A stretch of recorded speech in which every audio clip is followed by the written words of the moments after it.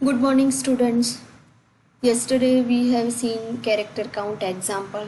ठीक है, तो यहाँ पे with error and without error जो हमने पहले देखा था वही है. ठीक है, यहाँ पे सिर्फ कलर में आपको इन्फॉर्म किया है, मतलब कलरिंग करके मतलब जो भी फर्स्ट लेटर है, ठीक है, फर्स्ट डिजिट है, उसको कलर से हाईलाइट किया है और दिखाया कि this frame has 5 characters, frame 2 has 5 characters, frame 3 has 8 characters and frame 4 has 8 characters. यहाँ पे एरर जनरेट हुई, ठीक है, और 7 जो फ्रेम 2 जो 5 कैरेक्टर्स की थी वो अब कितने की हो गई, 7 कैरेक्टर्स की हो गई है. यस, तो इस तरह से ये एग्जाम्पल आपको दिखाया है. ओके, अब यहाँ पे एक problem with framing with character count. Problem क्या जनरेट होता है कि अगर कोई जो काउंट है, जो फर्स्ट काउंट है, वही अगर गार्बल्ड हो जाए तो, ठीक है, even if with checksum the receiver know the frame is bad, there is no way to tell bad the next frame start. ठीक है, अगर चेकसम में भी अगर कोई प्रॉब्लम जनरेट हो तो हमें पता नहीं चलता कि नेक्स्ट फ्रेम है वो कितने नंबर से, कितने डिजिट से स्टार्ट होती है. ठीक है, asking for retransmission doesn't help either because the start of retransmitted frame is not known. ठीक है, अगर हम रिसीवर है वो फिर से ऐसा बोल भी नहीं सकते कि वो फ्रेम फिर से रीट्रांसमिट कर. क्यों? क्योंकि जो स्टार्ट ऑफ रीट्रांसमिटेड फ्रेम, ठीक है, कहाँ से स्टार्ट करनी है वही हमें नहीं पता चलेगा. ठीक है, सो ये जो टेक्निक है वो इतनी यूजफुल नहीं है. ठीक है, नेक्स्ट आती है बाइट स्टफिंग. ठीक है, बाइट स्टफिंग में क्या है, स्टफ करना मतलब कुछ ऐड करना. ठीक है, अब ये हमारा डेटा है, ठीक है, जो ये फ्रेम का स्ट्रक्चर है, flag, header, payload field, trailer and flag. ठीक है, ये बाइट स्टफिंग की जो फ्रेम है उसका स्ट्रक्चर है. ठीक है, क्या करना है तो यहाँ पे एग्जाम्पल दिया है, क्या है, ये ओरिजिनल कैरेक्टर्स है. स्टफिंग करने के बाद कुछ ऐसा होता है, मतलब जहाँ पे भी फ्लैग वर्ड आता है तो वहाँ पे हम एस्केप नाम का वर्ड है वो स्टफ कर देंगे उसके आगे. ठीक है, मतलब सपोज जैसे कि ये डेटा है ए फ्लैग बी, ऐसा डेटा सेंडर ने रिसीवर को सेंड किया और सेंडर ने स्टफ क्या किया, फ्लैग के आगे एस्केप. ठीक है, जहाँ पे भी फ्लैग आएगा वहाँ पे वो क्या करेगा, आगे एस्केप वाला जो है वर्ड वो वहाँ पे स्टफ कर देगा. अगर एस्केप वर्ड आता है तो भी उसके आगे एस्केप नाम का वर्ड है वो स्टफ कर देगा. तो जब रिसीवर को वो मिलेगा तो पता चलेगा कि ये फ्लैग के आगे ये एस्केप है, वो स्टफ किया है तो उसको डी स्टफ कर दे. ठीक है, तो यहाँ पे एग्जांपल्स दिए हैं कि ए फ्लैग बी, ऐसा डेटा सेंडर ने सेंड, ये ओरिजिनल डेटा है. ठीक है, तो फ्लैग के आगे उसने एस्केप है वो स्टफ किया और फिर ये फ्रेम है वो रिसीवर को सेंड कर दे. इसी तरह से ए एस्केप बी है.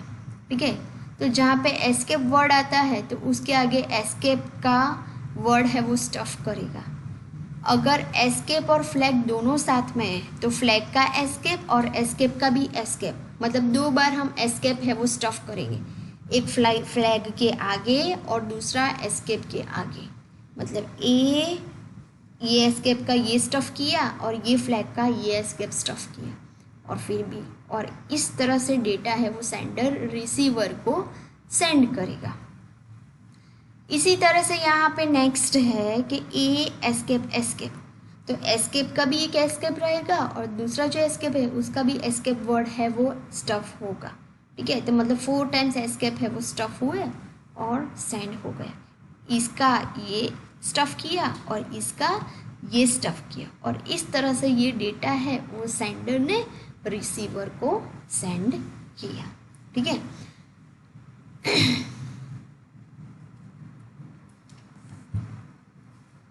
अब यहाँ पे सेकंड है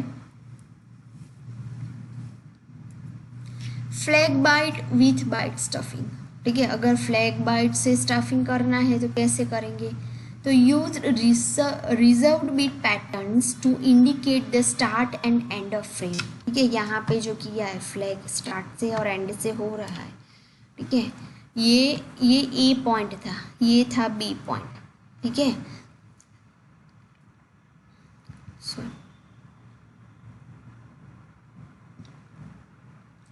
अब प्रॉब्लम कहाँ पे आ रहा है कि अगर रिजर्व्ड डेलीमीटर है to appear in the frame itself. ठीक है, अगर कोई रिजर्व डेलीमीटर है, ठीक है, अगर वही फ्रेम में अगर आ गए, ठीक है, हम जैसे यहाँ पे बोल रहे हैं कि use reserve bit pattern flag byte to indicate the start and end frame. मतलब हमें ऐसा पता चलेगा कि जहाँ पे फ्लैग स्टार्टिंग लिखा है और ये डेलीमीटर है, तो जहाँ पे फ्लैग स्टार्टिंग में है और फ्लैग एंडिंग में है, तो हमें पता चलेगा कि ये एक फ्रेम है कि जिसका स्टार्टिंग पॉइंट में भी फ्लैग लिखा है और जिसके एंडिंग पॉइंट में भी फ्लैग डेलीमीटर है। तो उससे पता चलेगी कि यहाँ से फ्रेम का स्टार्टिंग है, यहाँ से फ्रेम का एंडिंग है। बट प्रॉब्लम क्या है कि अगर रिजर्व डेलीमीटर है वो फ्रेम में खुद हो, तो मतलब इसके अलावा भी कोई कहीं पे भी फ्लैग डेलीमीटर हुआ तो कैसे हमें पता चलेगा? तो उसका प्रॉब्लम सॉल्व हुआ है कि यूज बाइट स्टफिंग, मतलब character stuffing, insert a special escape byte ESE just before accidental flag data. ठीक है, जैसे कि यहाँ पे है, ये रहा फ्लैग है, तो उससे पहले हमने क्या किया, एस्केप वाला जो है वो बाइट स्टफिंग हमने कर दिया। ठीक है, तो उससे हमें पता चला गया कि अगर बीच में कोई फ्लैग है, ठीक है, तो उसके आगे हमने एस्केप का स्टफिंग कर दिया, तो हमें पता चलेगा कि ये एज अ डेटा है। ठीक है,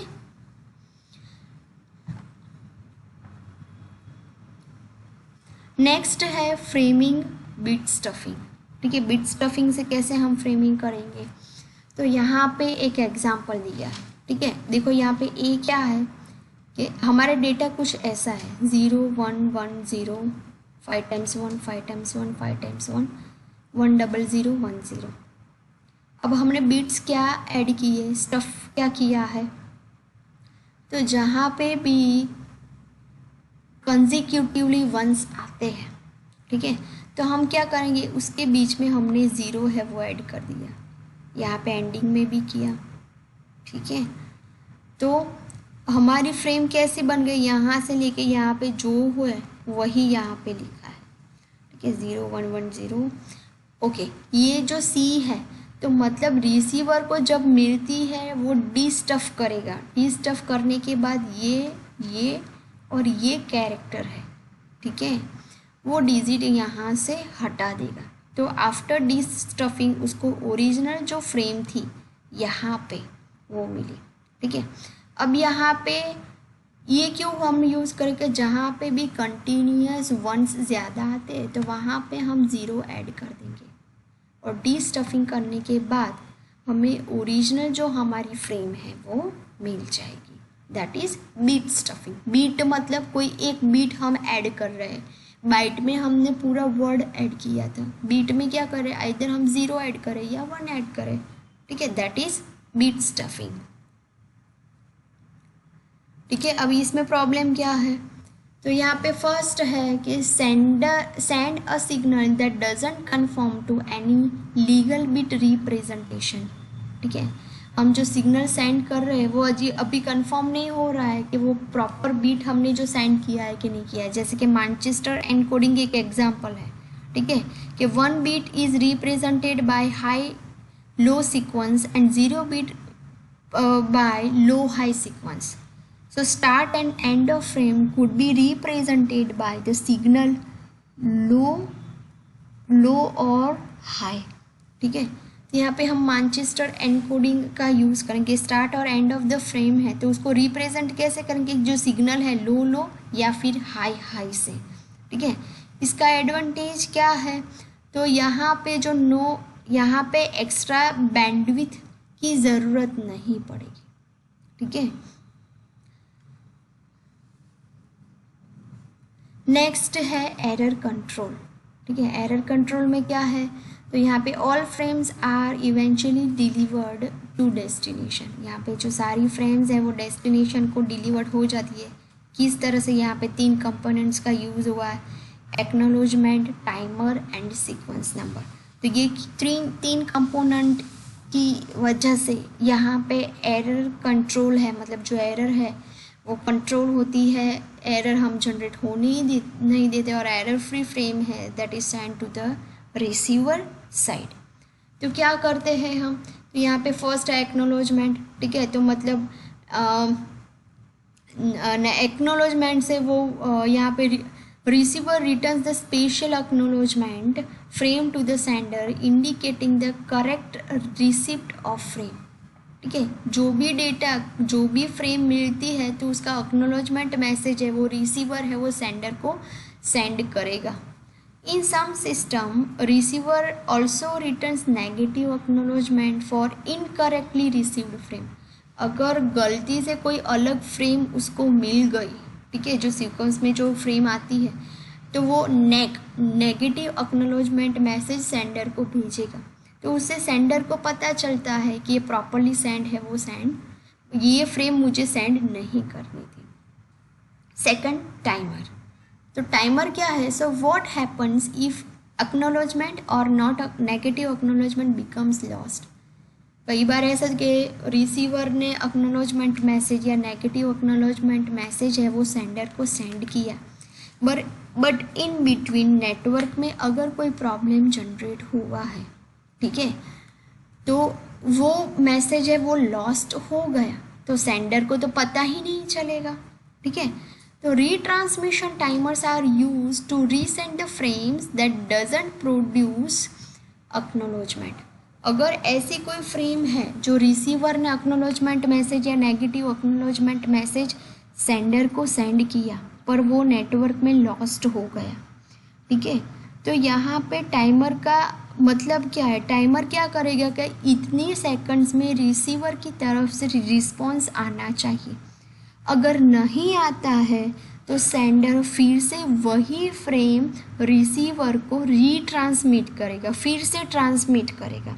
so that is the use off timer. Third है सीक्वेंस नंबर। तो सीक्वेंस नंबर से क्या होगा कि हर एक फ्रेम को सीक्वेंस नंबर दिया जाएगा, ठीक है। उससे रिसीवर को पता चलेगा कि इसके बाद ये सीक्वेंस नंबर आता है, मतलब प्रॉपर सीक्वेंस में सेंडर है वो डेटा सेंड कर रहा है। So that is the use of sequence number. तो ये मेन 3 कंपोनेंट्स है, acknowledgement, timer and sequence number. Next है error detection and error correction. तो जहाँ पे एरर जनरेट होती है तो उसको डिटेक्ट करना और उस एरर को करेक्ट करना, सो that is the duty of data link layer, ठीक है। यहाँ पे 2 एरर है, जैसे कि error detecting code and error correcting. Error detect करना और एरर करेक्ट करना। तो डिटेक्ट करना में क्या है कि include enough redundancy bits to detect errors and use acknowledgement and retransmission to recover from error।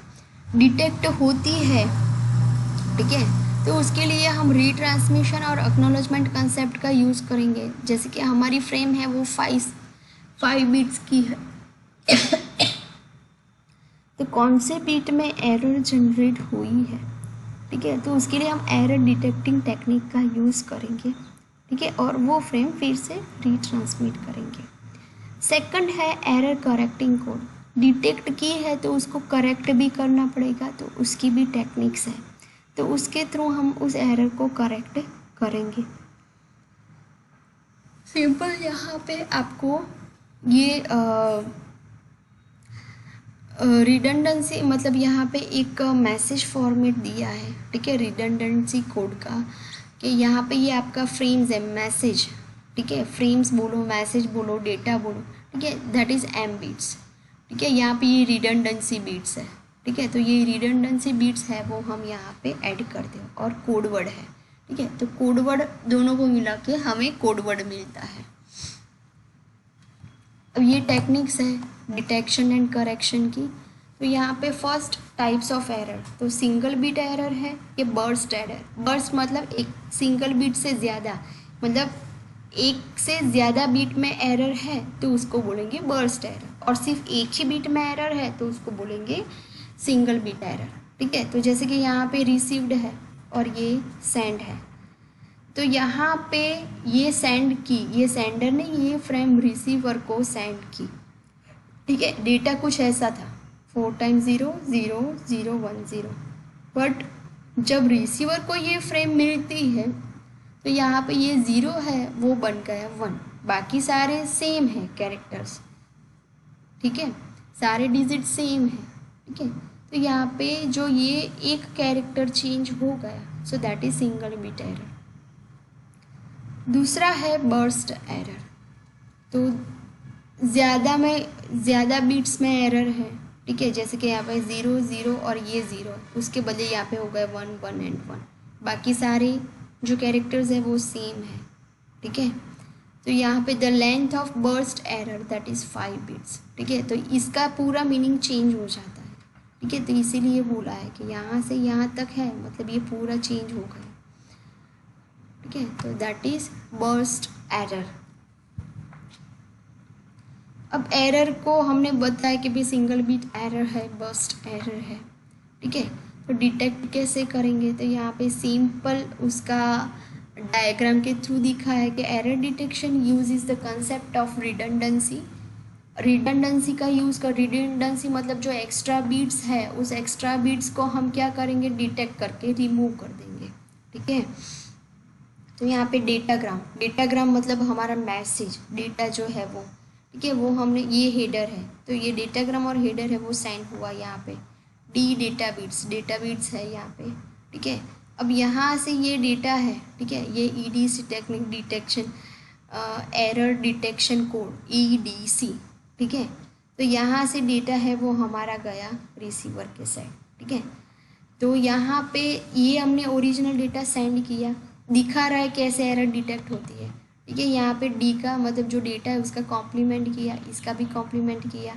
All beats in Ds okay, अगर ओके है तो रिसीवर को डेटाग्राम मिलेगा, अगर ओके नहीं है तो एरर जनरेट होगी कि यहाँ पे एरर डिटेक्ट हुई है, वो रिसीवर साइड होगी।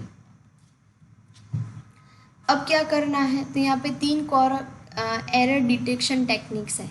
एक है पैरिटी चेक, दूसरी है साइक्लिक रिडंडेंसी चेक, और तीसरी है चेकसम।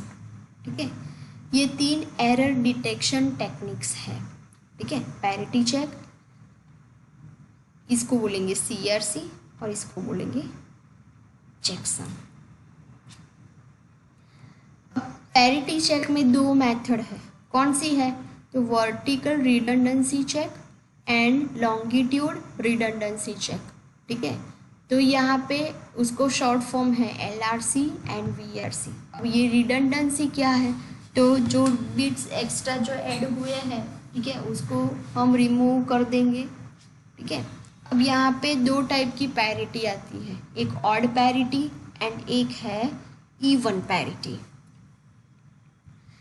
तो यहाँ पे पैरिटी चेक में हमें सिंपल यहाँ पे एग्जांपल दिया है। ठीक है, कि redundant bit is appended to every unit. ठीक है, रिडंडेंट बीट है, पैरिटी बीट है, वो हम ऐड करेंगे। इवन पैरिटी मतलब क्या, total number of ones in a data plus parity bit must be even number. Even parity मतलब जो नंबर ऑफ वंस है, ठीक है, वो इवन होनी चाहिए। जैसे कि ये हमारा डेटा है 1 1 4 टाइम्स 0 एंड 1, इवन पैरिटी हमने ऐड की। ठीक है, हम देखेंगे पहले कि डेटा में कितने नंबर ऑफ वंस है, 3 है, हमें इवन पैरिटी करना है। मतलब इवन मतलब 2 4 6 इवन ऑड नंबर आते हैं ना, तो 3 है तो हमें 4 करने हैं, तो हम 1 ऐड कर देंगे। ठीक है, और वो 1 हम यहाँ पे लिख देंगे, तो कितने हो गया, इसको इंक्लूड करके 1 2 3 एंड 4, मतलब नंबर ऑफ वंस कितने हुए, 4। ठीक है, अब रिसीवर को ये फ्रेम मिलती है। ठीक है, so checking function is total number is once even. ठीक है, वो देखेगा कि नंबर ऑफ वंस है वो इवन में है तो क्या करेगा, रिसीवर रिसीव करेगा। नेक्स्ट है इवन पैरिटी जनरेटर। कैसे इवन पैरिटी करेंगे, तो सिंपल यहाँ पे एग्जांपल दिया है, यहाँ पे जो दिया है उससे ज़्यादा दिया है, एक ये दिया है विथ नंबर ऑफ वंस 3 है तो 4 करेंगे। तो यहाँ पे बहुत सारे एग्जांपल्स दिए हैं कि ये डेटा है, तो ये हमारा डेटा है, ये वंस इन डेटा, ये पैरिटी हमने ऐड की है, और फिर हमारा डेटा टोटल जो हम सेंड करते हैं वो किस तरह से, मतलब कितने नंबर ऑफ वंस होंगे वो हम देखेंगे। तो यहाँ पे फॉर एग्जांपल हमारा डेटा है, तो इसमें नंबर ऑफ वंस कितने हैं, 4, ठीक है। ऑलरेडी इवन पैरिटी है, तो इसमें हम पैरिटी बिट क्या लगाएंगे, 0, तो हमारे नंबर ऑफ वंस कितने रहेंगे, 4।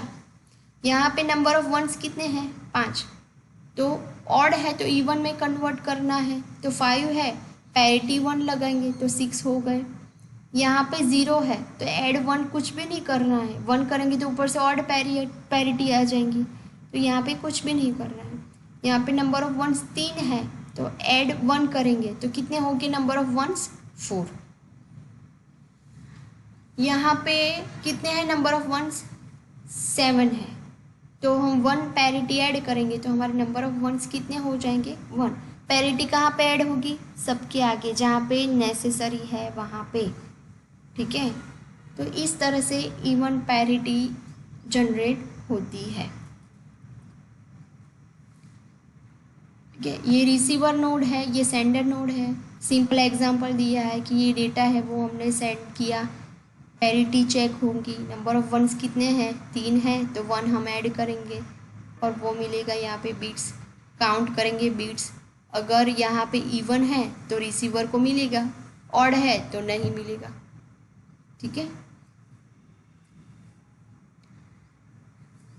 अब हमने देखा कि LRC और VRC दोनों टेक्निक्स है, ठीक है। तो VRC में क्या करते हैं, तो VRC is a character parity और LRC है वो ब्लॉक पैरिटी है, ठीक है। वर्टिकल रिडंडेंसी चेक, ठीक है, वो कैरेक्टर पैरिटी है। लॉन्गिट्यूड रिडंडेंसी चेक है वो ब्लॉक पैरिटी है। उसके एग्जांपल के साथ हम देखेंगे। तो यहाँ पे आपको दिया है, यहाँ पे ये कैरेक्टर 1, ये 2, ये 3 और ये यहाँ पे दिया है LRC, ठीक है। तो यहाँ पे हमने देखा कि ब्लॉक, यहाँ पे कैरेक्टर 7, यहाँ पे 1 1 है, ठीक है, ये है VRC, ठीक है। तो वर्टिकली हम चेक करेंगे, यहाँ पे एक्चुअली प्रॉपर देखा, 1 मिनट, हाँ, ओके। सपोज यहाँ पे देखो नीचे, यहाँ पे लेटर लिखा है, ठीक है, एक वर्ड है HELLO, हेलो, उसका ASCII में कन्वर्ट किया है, उसका पैरिटी बिट हमने चेक किया, ठीक है। तो यहाँ पे 2 टाइम्स 1 है तो यहाँ पे 0 पैरिटी ऐड करेंगे। यहाँ पे 3 1s है तो 1, इसी तरह से यहाँ पे 3 है तो 1, यहाँ पे 3 है तो 1, यहाँ पे 5 है तो 1, ठीक है। और यहाँ पे इसका यहाँ पे LRC मतलब हमने रो वाइज किया, ठीक है। VRC मतलब हम कॉलम वाइज करेंगे। तो देखो यहाँ पे 1 कितने, 1 2, तो यहाँ पे कितने लगेंगे, 0 पैरिटी। अब सेकंड कॉलम में देखो तो यहाँ पे सिर्फ 1 है तो 1 पैरिटी हम रखेंगे। तो इस तरह से यहाँ पे VRC हमने यहाँ पे कैलकुलेट किया, यहाँ पे LRC हमने यहाँ पे कैलकुलेट किया, ठीक है। इसी तरह से अगर हम इसकी यहाँ पे देखते हैं, ठीक है, LRC,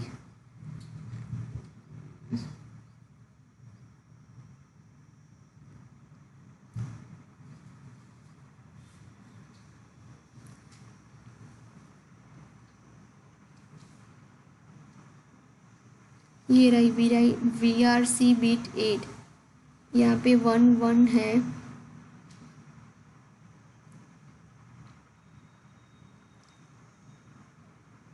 वर्टिकली। ये चीज़ आपको सिर्फ याद रखनी है, ठीक है। ये LRC इस तरह से करते हैं और VRC इस तरह से करते हैं, ओके। तो यहाँ तक हम वीडियो रखते हैं, नेक्स्ट में हम देखेंगे next point. Thank you students.